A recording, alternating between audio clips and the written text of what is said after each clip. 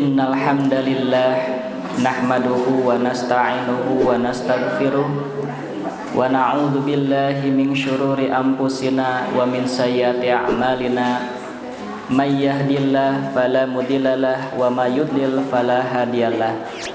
Asyhadu an la ilaha illallah wahdahu la syarikalah wa asyhadu anna Muhammadan abduhu wa rasuluhu alladzi la nabiyya ba'da amma ba'du.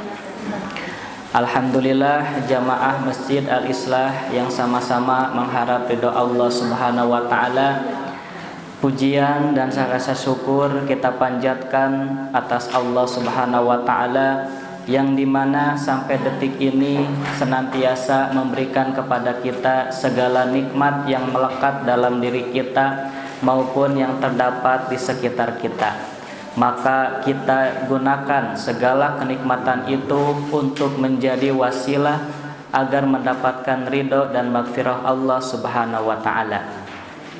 Kita kembali lagi kepada kajian kita yang insya Allah rutin kita laksanakan, yaitu terkait dengan kajian Al-Quran dan Al-Hadis. Dan sekarang kita masuk kepada surat Al-Maidah ayat ke-41 terkait dengan sifat orang munafik dan Yahudi terhadap hukum kitab Allah. Sebelum kita mengkaji isi kandungan ayat berikut, maka kita bersama-sama mengaji atau membaca ayat tersebut. A'udzu billahi minasy syaithanir rajim. A'udzu billahi minasy syaithanir rajim. Ya ayyuhar rasulu la kalladzina yusari'una fil kufr. Ya ayyuhar rasul la yahzunka alladzina yusari'una fil kufr. Yusari'una fil kufri minal ladzina qalu amanna bi afwahihim. Yusari'una fil kufri minal ladzina qalu amanna bi afwahihim. Qalu amanna bi afwahihim walam tu'min qulubuhum. Qalu amanna bi afwahihim walam tu'min qulubuhum. Wa minal ladzina hadu samma'una lil kadhib. Wa minal ladzina hadu samma'una lil kadhib. Samma'una lil kadhibi samma'una liqaumin akharina lam ya'tuk.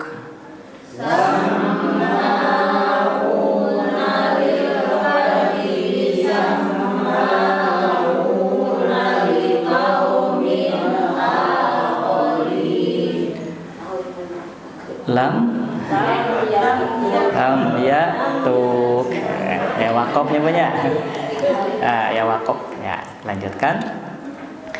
Yuharrifunal kalima min ba'di mawadi'ih. Yuharrifunal kalima min ba'di mawadi'ih. Yaquluna in utitum hadza fakhudhuhu tu'tauhu fahdharu. Yaquluna in utitum hadza fakhudhuhu wa in lam tu'tauhu fahdharu. Wa may yuridillahu fitnatahu falan tamlika lahu minallahi syai'a. Wa may yuridillahu fitnatahu falan tamlika lahu minallahi syai'a. Ulaika alladzina lam yuridillahu an yutahhira qulubahum. Ulaika alladzina lam yuridillahu an yutahhira qulubahum. Lahum fid dunya khizyun wa lahum fil akhirati adzabun adzim. Lahum fid dunya khizyun wa lahum fil akhirati adzabun adzim. Kita terjemahkan perlafadznya. Ya ayyuhar rasul, wahai rasul, la yahzunka, janganlah membuatmu sedih, alladzina yusari'una, orang-orang yang bersegera, fil kufri, dalam kekafiran, minalladzina qalu, yaitu orang-orang yang mengatakan, amanna bi afwahihim, kami telah beriman dengan mulut mereka, walam tu'min qulubuhum, sedangkan hati mereka tidak beriman. Wa minal ladzina hadu, dan di antara orang-orang Yahudi, samma'una, mereka suka mendengar, lil kadibi, perkataan yang bohong, samma'una, mereka suka mendengar, liqaumin akharina, terhadap kaum yang lain, lam ya'tuka, yang tidak datang kepadamu, yuharrifuna, mereka mengubah, al-kalima, perkataan, min ba'di mawadi'ihi, dari tempat-tempatnya,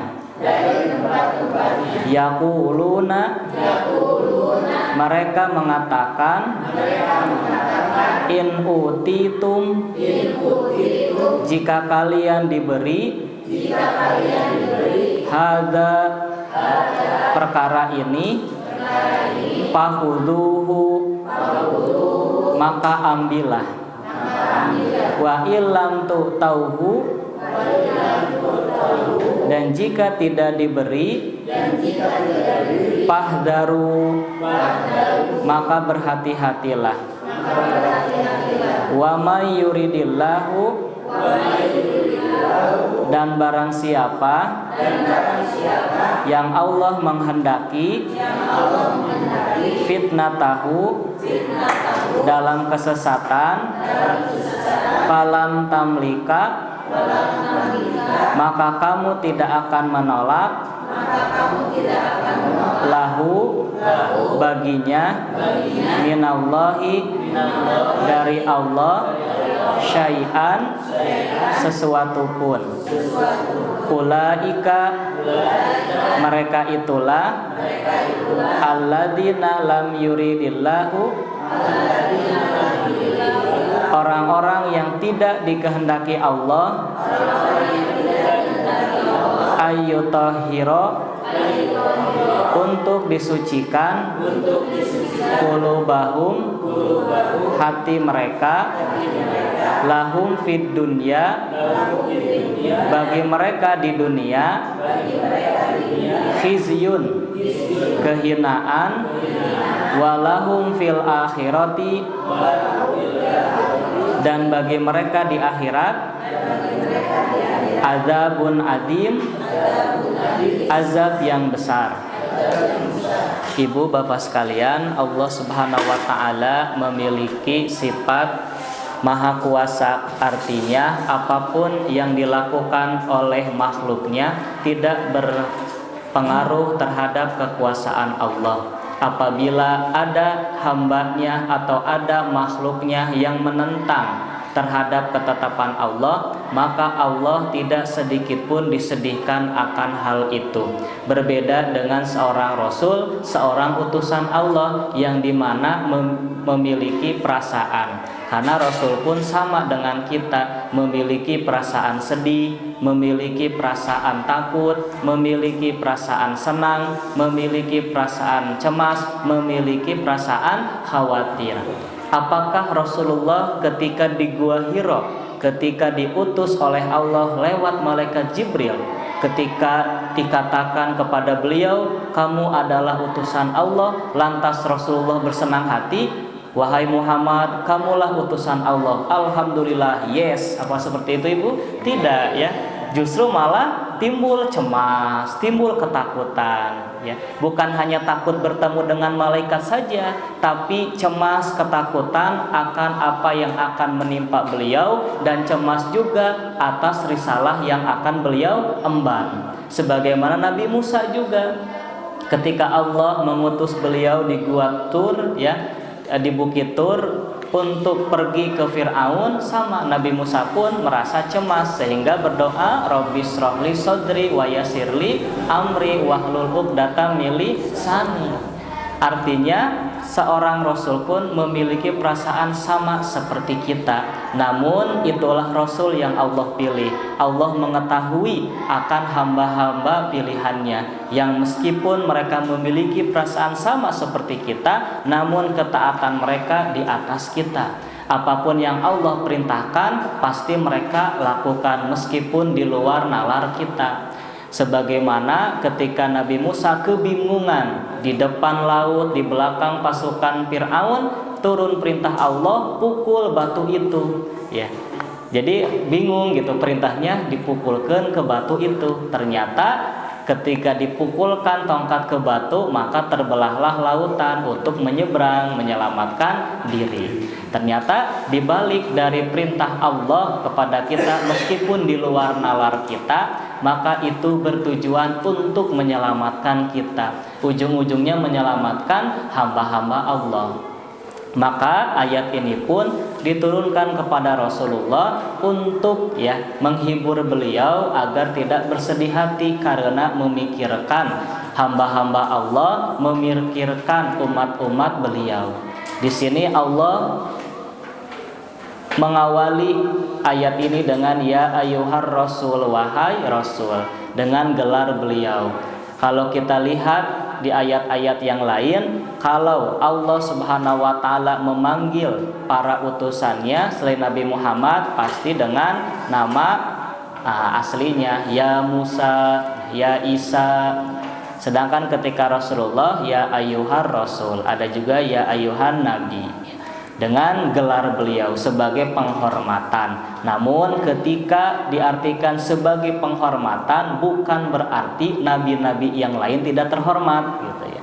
Tapi menunjukkan bahwasanya Rasulullah merupakan nabi yang dihormati karena beliaulah nabi terakhir yang risalahnya akan terus sampai hari kiamat. yang tidak ditunggu-tunggu lagi pengganti beliau sebagai nabi. La yahzunka, janganlah membuatmu sedih ya. Apa yang membuatmu sedih? Yaitu sikap dari orang-orang munafik dan juga sikap dari orang-orang Yahudi. Bagaimana tidak sedih ketika semuanya sudah diupayakan, semuanya telah diusahakan, semuanya telah dibuktikan, tapi tetap saja banyak golongan-golongan yang menolak risalah beliau, banyak golongan-golongan yang ingin mencelakai beliau, banyak golongan-golongan yang memperolok-olokkan dakwah beliau. Maka mereka pun sedih, yaitu Nabi Muhammad dan para sahabatnya. La yahzunka, janganlah kamu dibuat sedih, yusari'una, terhadap orang-orang yang bersegera fil kufri, dalam kekafiran. Maka di sini di dalam lembaran di ibu bapak sekalian, Imam Ibnu Katsir menjelaskan nazalat hadhil ayatul karimatu fil musari'ina fil kufri. Ayat-ayat ini diturunkan berkenaan dengan orang-orang yang bersegera kepada kekafiran. Maka judulnya pun yaitu sikap orang munafik dan juga orang Yahudi terhadap hukum kitab Allah. Bagaimana sikap mereka terhadap kitab suci mereka yang mereka agung-agungkan, yang mereka agung-agungkan dibandingkan dengan Al-Quran yang dibawa oleh Nabi Muhammad. Al-kharijina an ta'atillah wa rasulihi, yang dimana mereka itu keluar dari ketaatan Allah dan Rasulnya. Al-muqaddimina ara'ahum wa ahwa'ahum, yang selain mereka keluar dari ketaatan Allah dan Rasulnya, mereka pun mendahulukan pendapat, kepentingan pendapat dan hawa nafsu mereka dibanding ala syara'ilillah, dibanding dengan syariat-syariat Allah. Maka di sini siapakah orang-orang itu? Yang pertama, orang-orang yang membuat Rasulullah sedih adalah minalladzina qalu, orang-orang yang mengatakan bi afwahihim, dengan mulut-mulut mereka, walam tu'min qulubuhum, sedangkan hati mereka tidak beriman. Ini merupakan ciri dari orang munafik, di mana perkataan mereka dan hati mereka itu berbeda. Di sini dijelaskan adharul imana bi alsinatihim, mereka menampakkan keimanan dengan lisan-lisan mereka, wa qulubihim kharabun khawiyatun minhu, sedangkan hati mereka rusak dan kosong dari iman. Meskipun mereka bilang iman kepada Allah, tetapi hati mereka tidak beriman, malah ingin mencelakai Rasulullah. Wa haulaihum al-munafiquna, dan mereka itulah adalah orang-orang munafik. Sehingga dari mana Ustadz ini adalah orang-orang munafik? Yang pertama, penjelasan dari Allah sendiri, di mana mulut mereka, lisan mereka dengan hati mereka berbeda. Dan juga penjelasan dari Imam Ibnu Katsir bahwasanya humul munafiquna, mereka adalah orang-orang munafik. Kemudian yang kedua, wa minalladzina hadu, yaitu orang-orang Yahudi, a'daul islami wa ahlihi, yaitu orang-orang kafir, ahlul harbi, ya, musuh-musuh Islam. Jadi bukan termasuk Yahudi di sini bukan orang-orang yang berlada di lindungan Rasulullah, tapi malahan mereka adalah musuh-musuh Islam yang terang-terangan ya memerangi Allah dan Rasulnya. A'daul islami wa ahlihi, mereka adalah musuh agama Islam dan para pemeluknya. Terbukti mereka beberapa kali berkhianat kepada kesepakatan yang dibuat oleh Nabi Muhammad SAW dengan mereka, dan mereka pun berkhianat, hendak mencelakai, bahkan hendak membunuh beliau. Itu merupakan pernyataan permusuhan dari mereka. Wa haula'i kulluhum, mereka semuanya mempunyai kegemaran yang sama. Apa kegemaran mereka yang membuat hati Rasulullah sedih? Sama'una, mereka gemar, mereka senang mendengar lil kadibi, yaitu perkataan-perkataan bohong atau perkataan-perkataan dusta. Yastajibuna lahu, yakni mereka percaya kepada berita-berita bohong, berita-berita hoax atau hoax ya, munfa'iluna anhu, dan langsung terpengaruh olehnya. Nah, maka seperti gosip-gosip ya yang sudah disetting segala macam ya, maka ketika kita mempercayainya, bahkan dijadikan salah satu bahan omongan kita, maka itu pun menjadi termasuk kepada golongan samma'una lil kadzibi. Mereka senang untuk ya mendengar berita-berita bohong. Jadi berita yang memang diambil dari orang-orang yang tidak ada hubungannya dengan kita. Seperti artis-artis kan gak ada hubungan. Mereka mau jalan-jalan, mereka mau mengaji, itu mau urusan mereka. Berbeda dengan para pemimpin kita, para pejabat kita. Tentu saja ketika kita memperhatikan mereka, menelaah mereka, karena mereka adalah pemimpin kita di dunia gitu ya. Maka kita pun ya harus gitu memperhatikan mereka. Berita di hari ini tentang negara kita harus mengikuti. Namun sekali lagi tidak boleh terjebak kepada berita-berita yang bohong, berita-berita yang hoax. Maka kita dilatih khususnya di Persis ya, bahwasanya kalau mendengar suatu berita, sebuah dalil itu dari mana? Seperti tadi itu orang-orang munafik di mana dalilnya gitu, mana keterangannya. Maka yang pertama dari ayatnya sendiri, yang kedua dari penjelasan ulama, salah satunya ulama Imam Ibnu Katsir.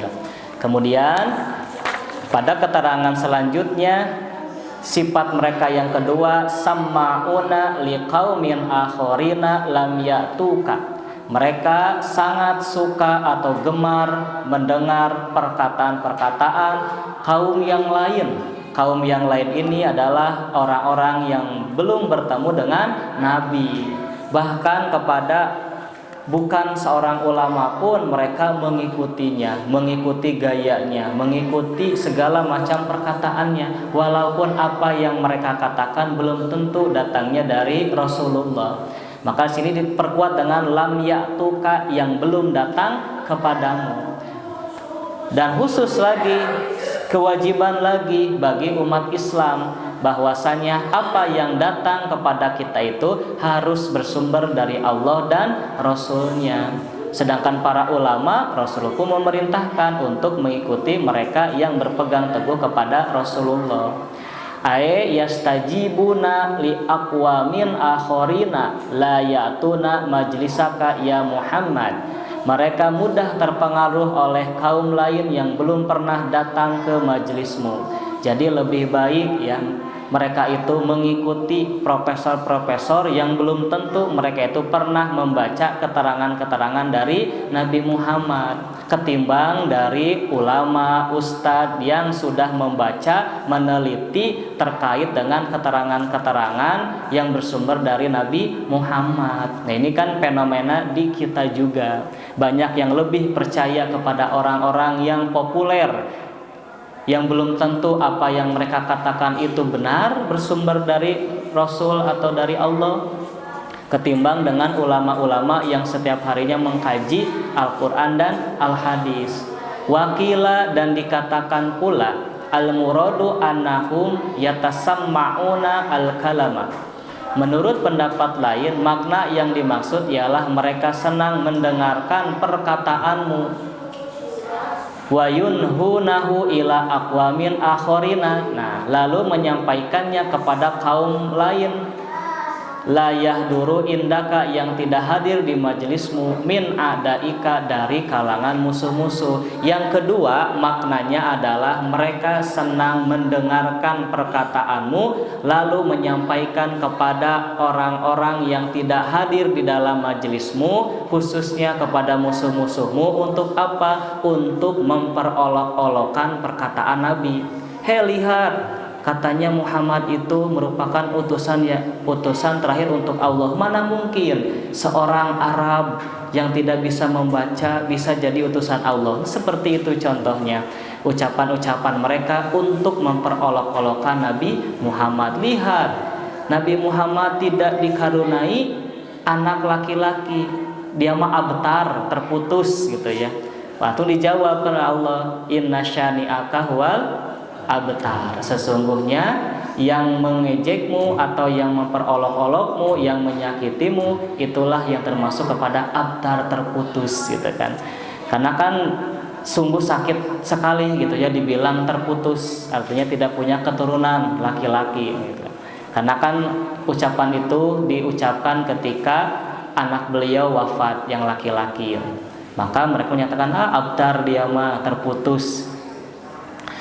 Lalu sifat mereka selain suka mendengar perkataan-perkataan bohong, juga mereka senang dengan perkataan-perkataan yang diucapkan oleh orang-orang selain Rasulullah, atau suka memperolok-olok omongan Rasulullah. Mereka pun yuharrifunal kalima, mengubah kalam perkataan min ba'di mawadihi, dari tempat-tempatnya, dari tempat-tempat yang semestinya.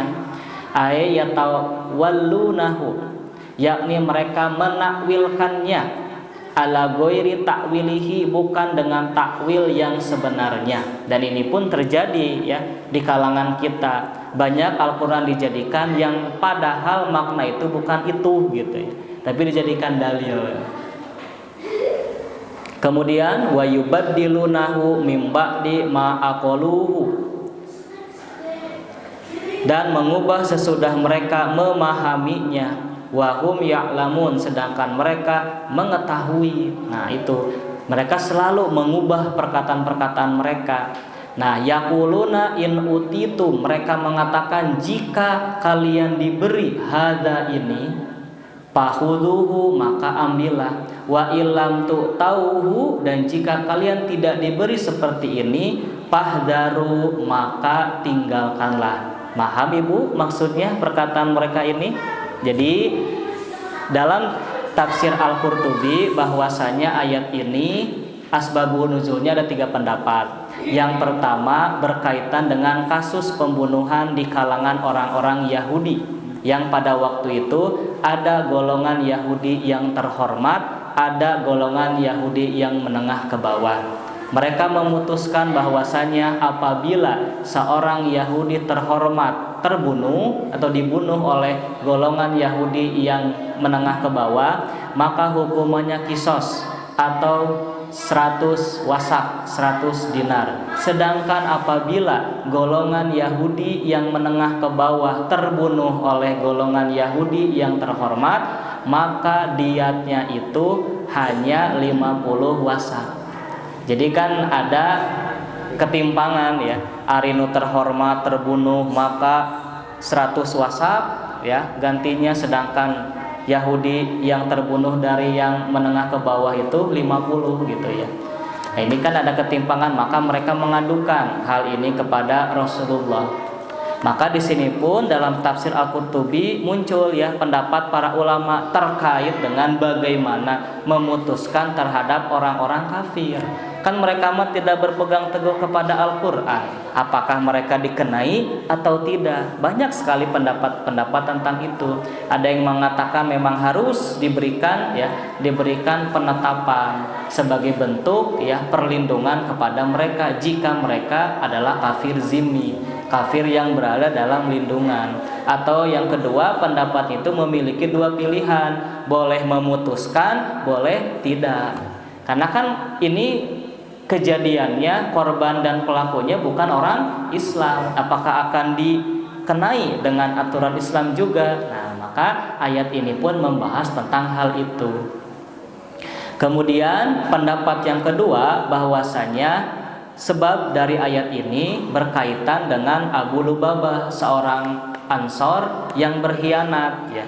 Ketika Bani Nazir hendak dikepung oleh Rasulullah, maka Abu Lubabah ini berkhianat kepada kaum muslimin dengan mendatangi terlebih dahulu Bani Nazir, dan dia memberikan isyarat bahwa dialah yang akan disembelih ya. Artinya kalian akan diserbu oleh Muhammad. Itulah pendapat yang kedua. Pendapat yang ketiga bahwasanya ayat ini berkaitan dengan 2 orang Yahudi yang berzina, di mana status keduanya adalah muhson, artinya orang yang sudah menikah. Jadi kan di orang mah dalam Islam kalau 2 orang yang sudah menikah berzina dengan ada saksinya 4 orang, maka dikenai hukuman rajam, dilempari batu sampai mati gitu ya, sampai meninggal. Nah, maka ditanyakan kepada mereka, dan mereka sudah, sekali lagi, mereka sudah merubah ketetapan itu dalam Taurat, yang jelas-jelas dalam Taurat kalau ada yang berzina, ya, laki-laki dan perempuan yang muhsan sudah menikah berzina, maka dirajam. Mereka rubah. Kenapa? Karena awalnya mula-mula penguasa mereka, orang-orang terhormat mereka melakukan perzinahan. Ya, maka mereka ketika orang-orang terhormat penguasa melakukan perzinahan, mereka membiarkannya. Sedangkan ketika orang kecil di kalangan mereka berbuat zina, mereka merajamnya. Maka kelama-kelamaan meminta keadilan orang-orang yang di bawah. Yuk, atau kita sepakati bahwasanya di kalangan orang Yahudi pada waktu itu, jika ada dua orang yang terbukti berzina dan keduanya muhsan sudah menikah, maka ya hukumannya adalah dicoreng mukanya dengan arang, lalu keduanya dicambuk 100 kali. Setelah itu keduanya dinaikkan ke seekor keledai dengan posisi patonggong-tonggong, lalu diarak. Nah, itu kan merupakan perubahan, yuharrifuna. Mereka merubah karena lagi-lagi kepentingan mereka. Maka ketika terjadi seperti itu, mereka tanyakan kepada Nabi yang katanya diutus sekarang, tanyakan kepadanya jika dia, nah ini ayat ini gambarannya, in utitum, jika kalian diberikan fatwa hadza seperti ini, yaitu hukuman bagi orang yang berzina dengan cara dicoreng mukanya, dicambuk 100 kali, lalu diarak memakai keledai, fahuzuhu, maka ambillah. Dan bisa jadi itu menjadi bukti kepada Allah dan memang Rasul yang memerintahkan. Wa ilam tutauhu, dan jika kalian diberikan fatwa hukuman rajam, fahdharuhu, maka berhati-hatilah, artinya jangan diterima. Nah, itu maksudnya perkataan ini teh. Jika kalian diberikan putusan, vonis oleh Nabi dengan cara dicambuk 100 kali, dicoreng, ya, kemudian diarak, maka ambil, sok lakukan hukuman itu sesuai dengan yang kita lakukan. Namun jika hukuman rajam, maka jangan diikuti. Nah, itulah perkataan mereka sesuai dengan kehendak mereka masing-masing hukum itu. Kila, dikatakan nazalat fi aqwamin minal yahudi. Ayat ini diturunkan berkenaan dengan suatu kaum dari kalangan orang-orang Yahudi. Qatalu qatilan, yang telah melakukan suatu pembunuhan terhadap seseorang dari mereka. Nah, tadi yang pertama tadi Bu ya, yang diterangkan berkaitan dengan pembunuhan. Dan di sini di dalam tafsir tafsir Al-Qurtubi bahwasanya di Madinah golongan Yahudi yang terhormat itu adalah Bani Nazir. Sedangkan golongan Yahudi yang menengah ke bawah itu adalah Bani Quraizo. Nah, jadi Bani Nazir mah orang-orang terhormat, sedangkan Bani Quraizo itu orang-orang terbawah, rendah gitu ya. Nah, mereka melakukan suatu pembunuhan. Tadi menuntut orang-orang yang rendah teh gak bisa seperti itu. Yuk kita tanyakan kepada Rasulullah. Ta'alau hatta natahakama ila Muhammad. Nah, ini mereka mengatakan marilah kita meminta keputusan kepada Muhammad. Fa'in aftana, nah ini aftana, yaitu jika dia azan ya. Kita lanjutkan nanti setelah azan Isya.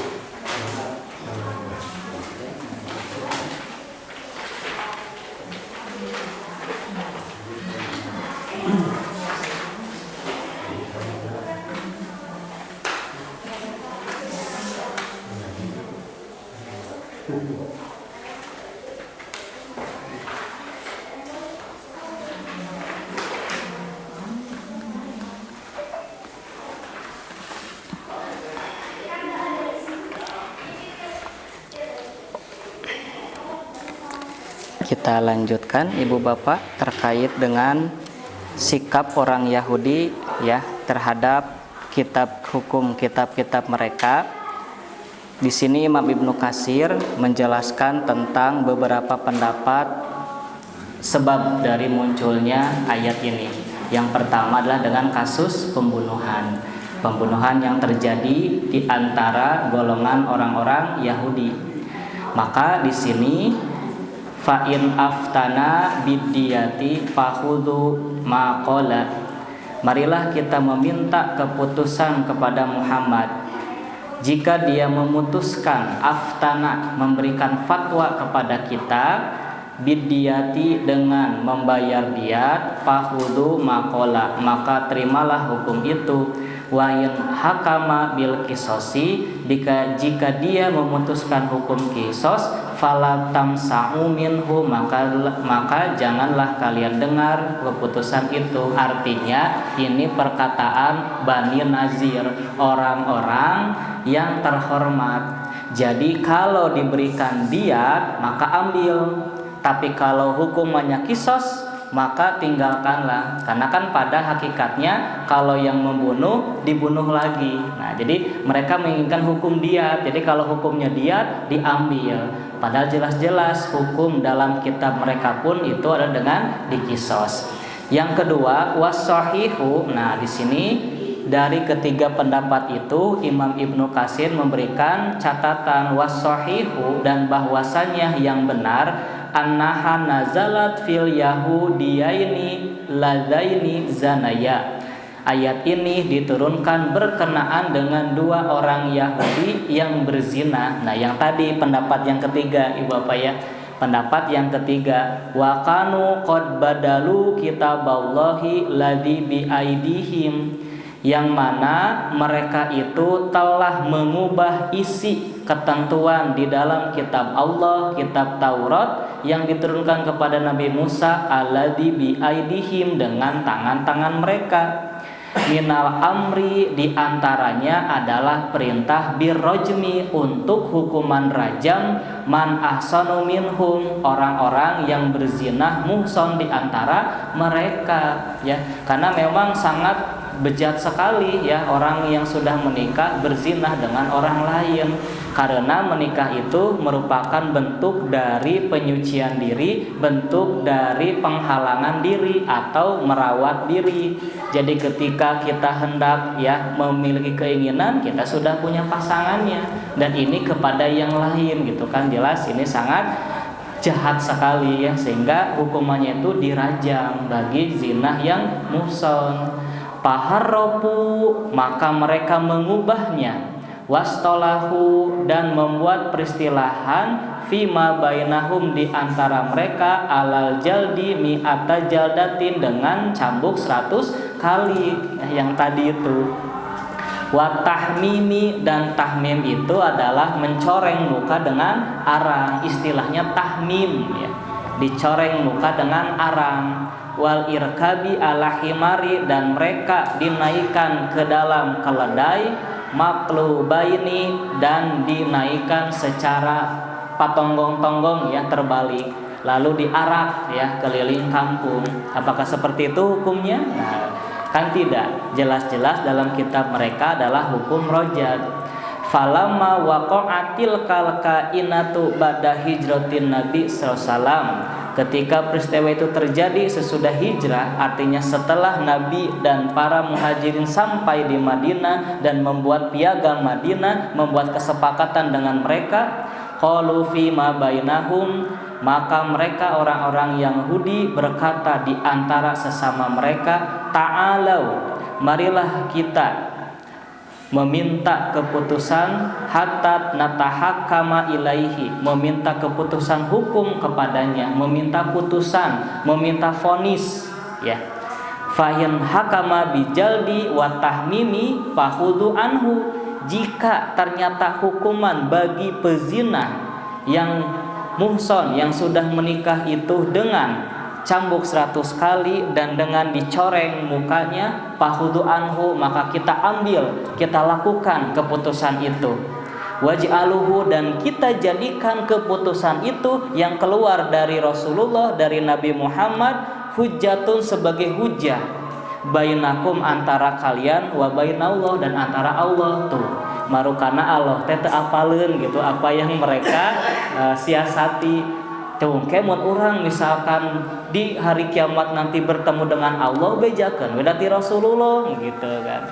Jadi mereka merasa gitu ya, bahwasanya kalau misalkan Nabi Muhammad memberikan putusan sesuai dengan apa yang mereka lakukan, kebiasaan hawa nafsu mereka, maka mereka akan jadikan hujah, alasan di hadapan Allah.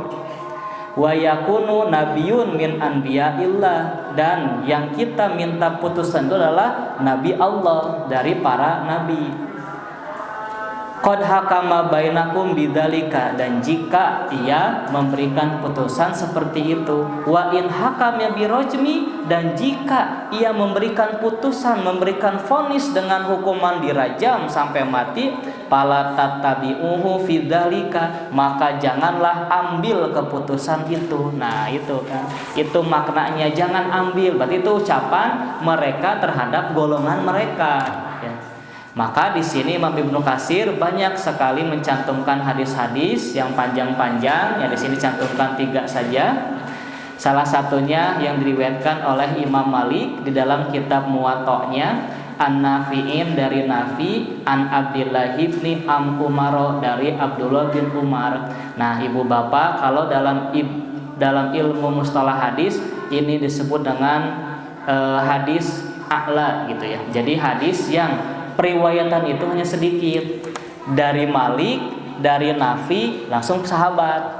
Ada hadis nazil yang panjang, ananya itu panjang. Nah, di sini kan hanya 3, Malik, Nafi, Abdullah bin Umar.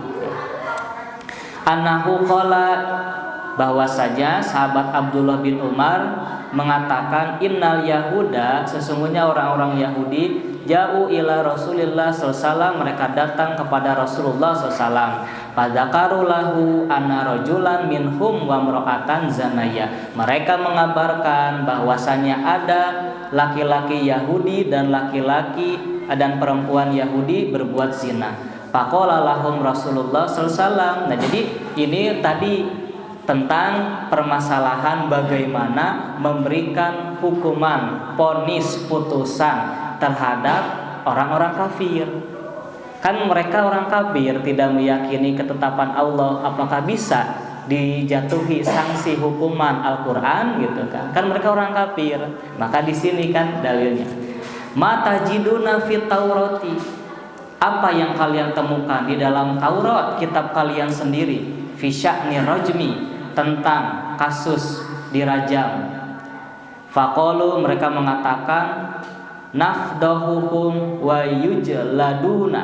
Nah, kami permalukan mereka dan mereka dihukum dera. Qala Abdullah ibnu Salam, Abdullah bin Salam berkata. Siapa Abdullah bin Salam? Adalah sahabat Nabi yang dahulunya dia seorang Yahudi. Nah, jadi Abdullah bin Salam itu orang Yahudi awalnya. Begitu Rasulullah datang, masuk Islam.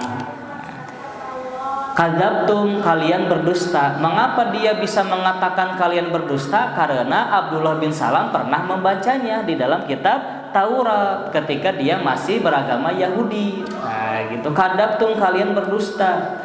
Inna fiha rajma, sesungguhnya di dalam kitab Taurat itu ada hukum rajam.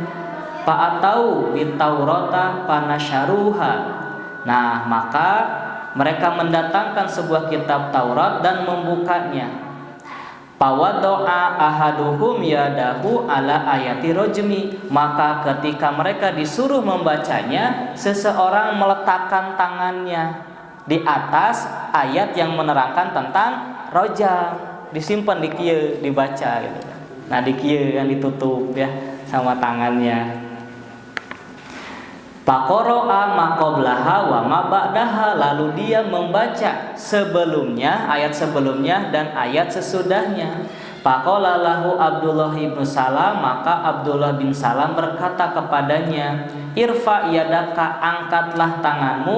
Farafa'a yadahu, maka dia mengangkat tangannya. Fa'idha fiha, maka di dalamnya ayatul rajmi, ada ayat rajam. Faqalu, lalu mereka mengatakan, sodako ya Muhammad, benar wahai Muhammad. Nah, ada ayat rajam, fiha ayatul rajmi, di dalamnya ada ayat rajam. Fa'amara bihima Rasulullah SAW, maka Rasulullah SAW memberikan putusan, memberikan perintah kepada mereka untuk merajamnya, merajam keduanya sesuai dengan Al-Quran atau Taurat gitu kan, karena kan itu kitab yang mereka yakini ya. Paroa itu, maka aku melihat, kata Abdullah bin Umar yang meriwayatkan di sini, aku melihat ar-rajula, laki-laki ya yang berzina itu yahni, melindungi, menutup, membungkuk di atas tubuh ala mar'ati, wanita, yaqiyaha al-hijarota, dengan maksud melemparinya dari lemparan batu rojam. Ini pun sama dengan hadis berikutnya yang kedua ya, di mana ini lebih detail lagi terkait dengan bagaimana cara mereka menutupi, mengubah, sehingga kata yuharrifuna bukan hanya mengubah saja, tetapi mengubah ketetapannya, bahkan menyembunyikannya. Tuh. Jadi di sini pun Rasulullah memakai kitab Taurat bukan dalam artian beliau meyakini kitab Taurat, namun dalam arti membuktikan bahwasanya mereka itu berbohong, mereka menyembunyikan kebenaran. Sudah terbukti ya, tentang berzina pun mereka diubah hukumnya dengan cara dicambuk 100 kali dan dicoreng mukanya dengan arang lalu diarak. Padahal bukan itu dalam kitab mereka, yaitu apabila ada 2 orang yang sudah menikah berzina disaksikan oleh 4 orang, maka wajib bagi mereka hukuman rajam. Jadi itu sikap orang Yahudi terhadap hukum kitab Allah. Yuridillahu fitnatahu. Ya, jadi barang siapa yang Allah biarkan dalam kesesatan karena mereka sendiri, karena keangkuhan mereka, karena tipu daya mereka, falan tamlika, maka kamu sekali-kali tidak dapat menolak untuknya dari Allah sesuatu pun. Ulaika, mereka itulah orang-orang yang tidak dikehendaki Allah untuk mensucikan hati mereka, karena hati mereka sudah kotor ya, dengan sifat hasud mereka, dengan kekecewaan mereka terhadap apa yang sudah terjadi. Apa yang sudah terjadi itu yaitu nabi terakhir dari kalangan bangsa Arab, dan apapun yang dibawa oleh nabi itu ternyata berbeda dengan keinginan mereka, sehingga nabi-nabi sebelum Nabi Muhammad pun ya itu mereka bunuh gitu ya, berani untuk membunuhnya. Nah, ibu bapak, di dalam tafsir Al-Misbah kayak Quraisy Shihab itu dicantumkan oleh profesor terkait dengan ayat rajam dalam kitab mereka ya, yaitu di dalam tafsir Al-Misbah beliau mencantumkan kitab Ulangan 22 ayat 22 sampai 24. Ya, kalau dibaca, apabila seorang kedapatan tidur dengan seorang perempuan yang bersuami, maka haruslah keduanya dibunuh mati. Laki-laki yang telah tidur dengan perempuan itu dan perempuan itu juga, demikianlah harus kau hapuskan yang jahat itu dari antara orang Israel. Apabila ada seorang gadis yang masih perawan dan yang sudah bertunangan, jika seorang laki-laki bertemu dengan dia di luar kota dan tidur dengan dia, maka haruslah mereka keduanya kamu bawa keluar ke pintu gerbang kota dan kamu lempari dengan batu sehingga mati. Tuh Pak Bu, dan bukan di Al-Quran saja, tapi di kitab mereka pun ada tentang rajam gitu ya.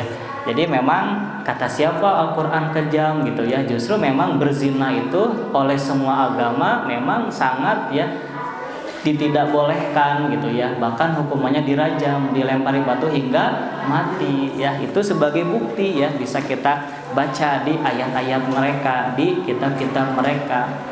Jadi bagaimana mereka dapat disucikan oleh Allah sedangkan mereka tidak mau mensucikan hati mereka, penuh dengan kedengkian. Lahum fid dunya, maka bagi mereka di dunia khizyun, kehinaan karena mereka sudah terang-terangan terbukti menyelewengkan hukum Allah, menyelewengkan kitab Allah. Walahum fil akhirati, dan bagi mereka di akhirat adzabun adim, ada siksa yang besar. Itu ibu bapak terkait dengan sikap orang munafik dan Yahudi, dan mudah-mudahan sifat-sifat ini tidak ada di dalam diri kita. Jangan sampai sama'una lil kadibi, selalu mendengarkan berita-berita yang hoak, ya, berita-berita yang bohong. Sama'una liqaumi akharin, jangan sampai kita berpaling kepada orang-orang yang tidak berpegang teguh kepada Al-Quran dan Sunnah hanya karena keterangan mereka, popularitas mereka, kepintaran akademik mereka, sehingga kita lupa terhadap Al-Quran dan Al-Hadis. Jadi kita membaca ini bukan untuk semakin benci kepada Yahudi, tapi sifat-sifat ini mudah-mudahan tidak melekat ada dalam diri kita. Mengubah kitab Al-Quran kan, jadi harus betul-betul paham apa ini maksud ayat ini. Jangan sampai kita menyebutkan ayat bukan pada tempatnya. Mudah-mudahan kita terhindar dari sikap-sikap tersebut, dan inilah salah satu upaya kita, ikhtiar kita agar tidak termasuk kepada sikap-sikap ini. Sekian dari saya, aqulu qouli hada wastaghfirullaha li wa lakum. Assalamualaikum warahmatullahi wabarakatuh.